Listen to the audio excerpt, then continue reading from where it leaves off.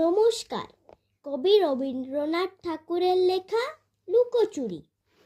আমি যদি দুষ্টুমি করে চাপার গাছে চাপা হয়ে ফুটি, ভোরের বেলা মাগো ডালের পরে কচি পাতায় করি লুটোপুটি, তবে তুমি আমার কাছে হারো। তখন কি মা চিনতে আমায় পারো? তুমি ডাকো, খোকা কোথায় ওরে? আমি শুধু হাসি চুপটি করে।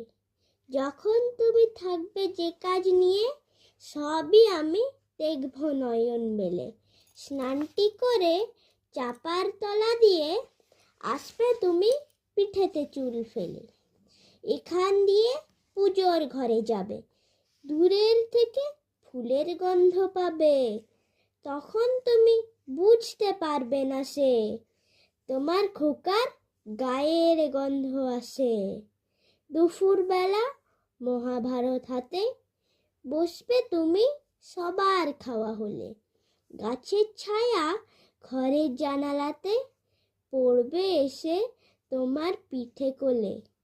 আমি আমার ছোট্ট ছায়াখানি দোলাবো তোর বইয়ের পরে আনি। তখন তুমি বুঝতে পারবে না সে তোমার চোখে খোকার ছায়া ভাসে। সন্ধেবেলা প্রদীপখানি জেলে যখন তুমি যাবে গোয়াল ঘরে, তখন আমি ফুলের খেলা খেলে টুপ করে মা পড়ব ভুঁয়ে ঝরে। আবার আমি তোমার খোকা হব, গল্প বলো তোমায় গিয়ে কব। তুমি বলবে দুষ্টু ছিলি কথা, আমি বলবো না সে কথা। নমস্কার।